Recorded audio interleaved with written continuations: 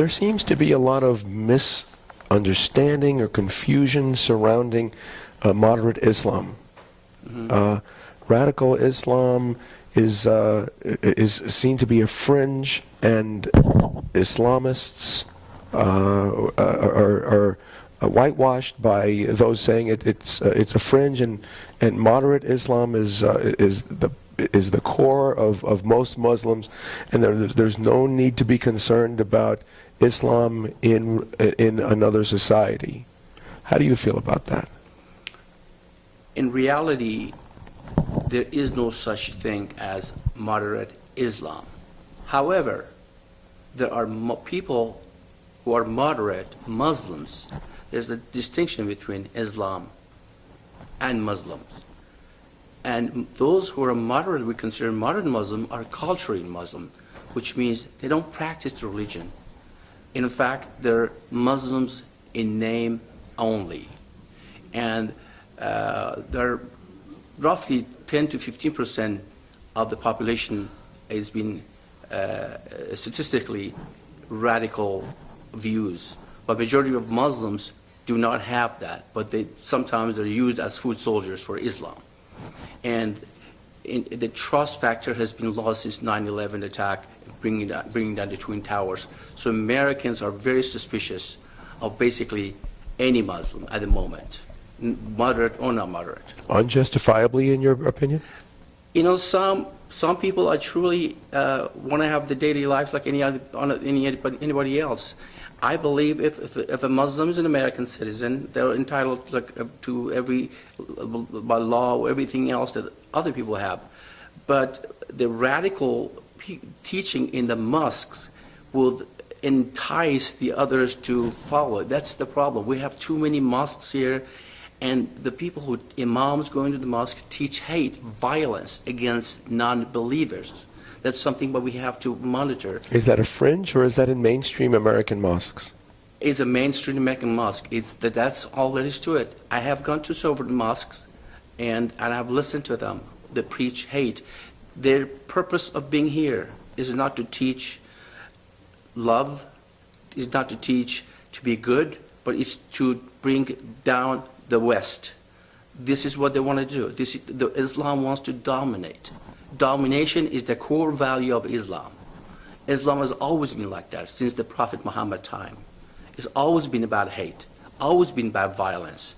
And when Prophet Muhammad created Islam, he brought a militant cult that is based on violence.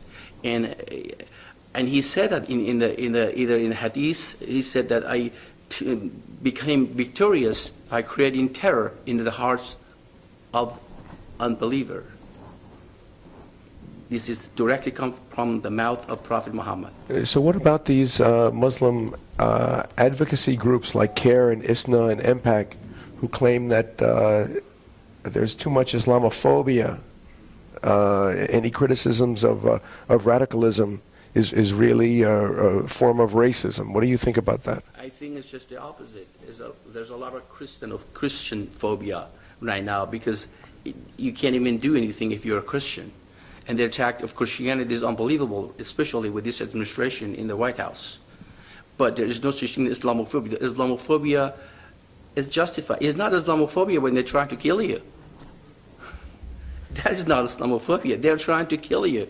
CARE, ISNA, and the majority of them, all the student Muslim organizations here in the United States, all they do, basically they're derivatives of Muslim Brotherhood, which started in Egypt. These are all connected together. There's a huge network of Islamic radicals around the world. And it's impossible that you be Islamophobic if they're trying to attack you. If I'm an apostate. If I'm going to talk in front of a camera and tell the truth about Islam, what did they do? The Muslims want to kill me. Why? Because I'm telling the truth. The truth is the first victim. And honesty, truthfully, it's being sacrificed. The altar of political correctness. Unfortunately, when it comes down to it, is our representatives in the United States or elsewhere, they are the ones who have to really bring this up. and they really understand that we have to do something about this. This is getting worse on a daily basis. How good a job do you feel the Obama administration is doing in bringing these issues to being able to protect America from? It isn't just terrorism, is it? I mean, what's the ultimate goal? Of Islam, the ultimate goal is the domination around the world.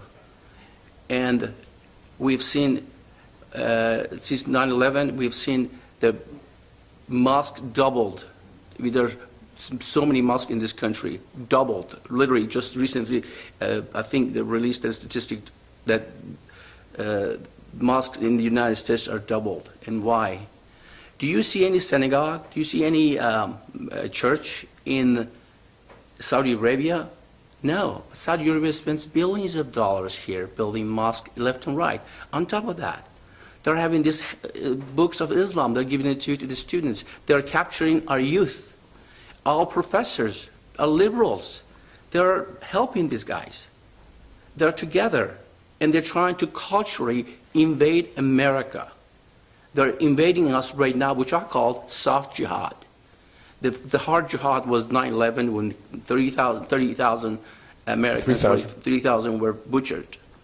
So the soft jihad right now is culturally. They're trying to change that culturally, and then when the time comes, they will use the hard jihad, as I say, and they've been using it. There's been almost 20,000 Islamic terrorism since 9/11. 20,000 Around the world. Around the world. Basically, we see it on a daily basis. What's your concern about America now under the Obama administration? Under the Obama administration, it has become even worse.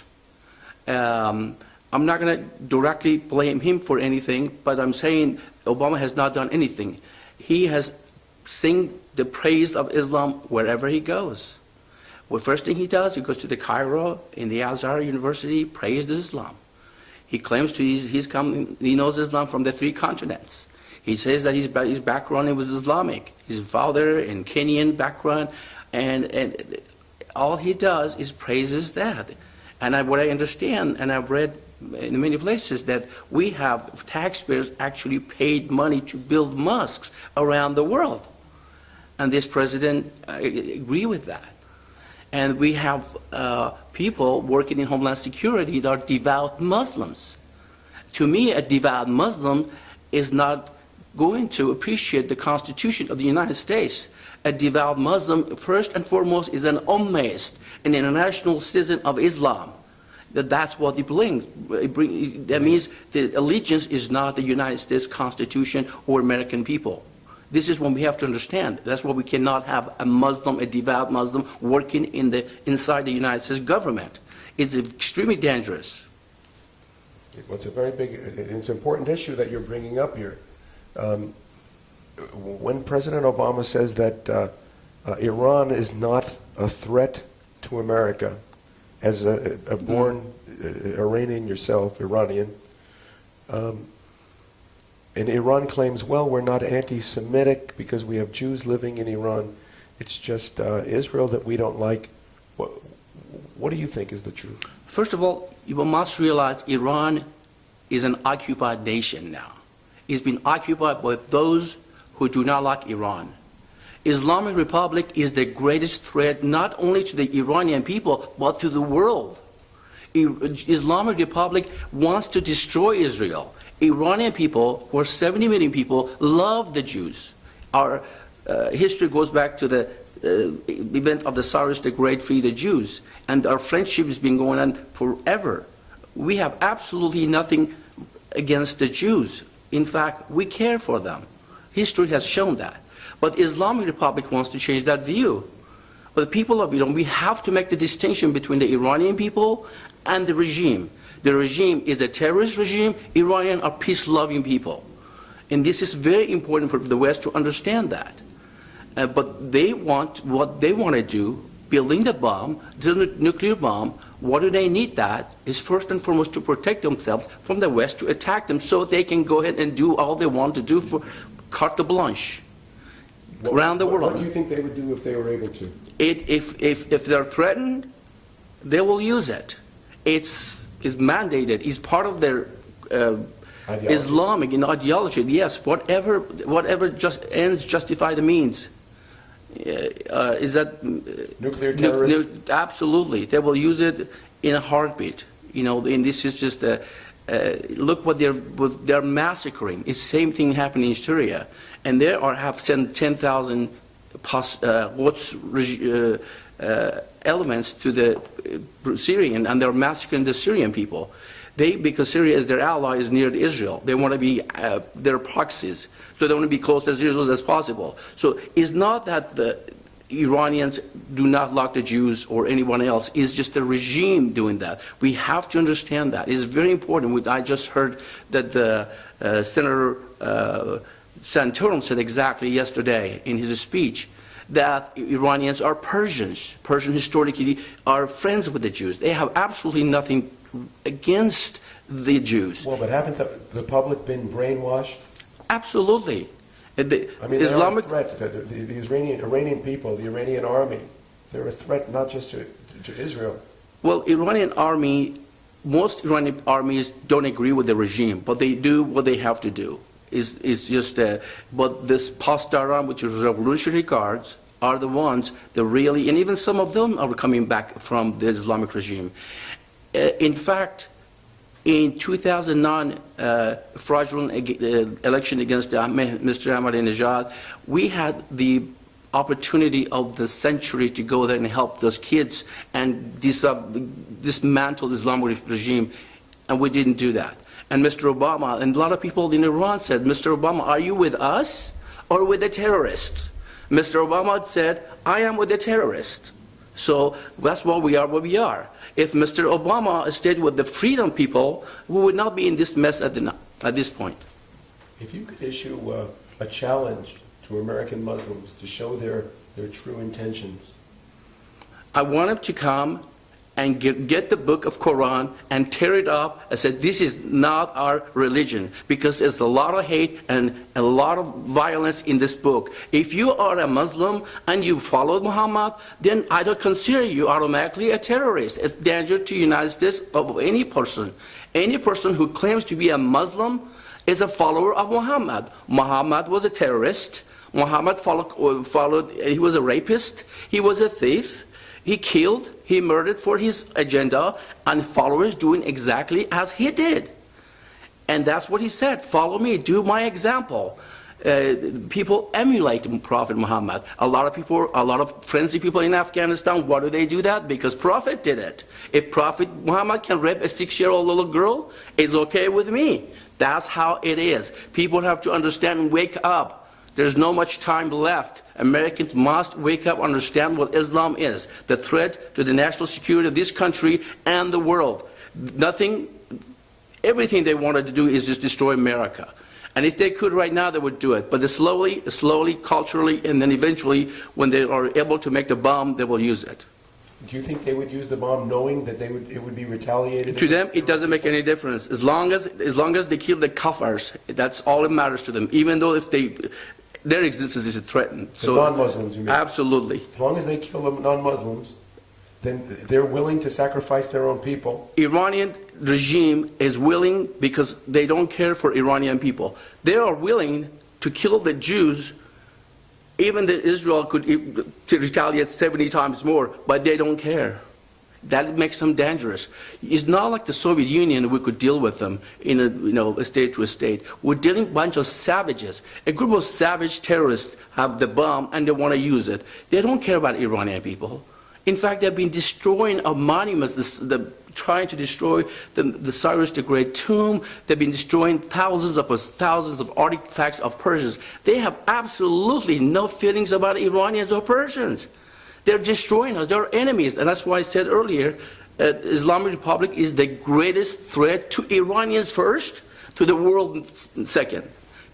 And what about this sect, the Hittites, that Ahmadinejad, the 12th Imam, Mahdi? The Mahdi, yeah. What is this sect that they believe? Are they looking to launch an apocalypse, a global apocalypse? They think the whole world has to come to a state of major chaos, and they are trying to create that. So the so-called hidden Imam to show up, make the world straight. Their Messiah. Their Messiah. Their fictional character that supposedly at the age of 4 or 5 disappeared in a well in somewhere in Saudi Arabia, and somehow they ended up in a well in Iran. They built one, and his brainwashing is unbelievable in Iran. Propaganda is unbelievable. Everything comes out of the Islamic Republic is a lie. Nothing they can say the truth. They've been talking to the Europeans about the nuclear issue for the past 20 years. Nothing has happened. They keep lying and then keep going and until they have the bomb, and then you're going to say, okay, we're going to respect you, we're not going to do anything about it. So this is what they want. So when President Obama says we want to rely on sanctions to stop Iran's nuclear weaponizing, Sanctions, crippling sanctions works very well. If you stop, really, I mean, you have to have monitor. We have to completely shut down their oil and gas. You shut down the oil and gas, they will vanish. but if Obama won't do that, Obama has now done that. He has been talking and talking and was not, but not been walking. He's just been talk and talk and talk. He's not interested to get involved in that. Even during the George Bush's time, I mean, we're just not going to blame Obama. During the 8 years of George Bush, he didn't do anything about Iran. In fact, George Bush went after Saddam and killed Saddam and helped the Islamic Republic, their greatest enemy of the Islamic Republic, and then the Taliban. So basically, in fact, they made Iran stronger. as an apostate now, as you consider yourself, or as you're told that you are, why are you coming out and speaking so strongly? Because it's so important for people to know. I have seen what Islam has done to my country. I have seen so many people have been raped, killed, destroyed in the name of Islam. I don't want that to happen in the United States, which is beginning to happening. It's very important. And also, just all I'm saying, look at the England, look at the France. 20 years from now, this is America. My fellow Americans, to watch what's happening in Europe. If you do not pay attention, this is what you're going to have here in 20 years. Islamization has started here, but if you don't do anything about it, we're going to have to fight street to street, corner to corner, so be ready.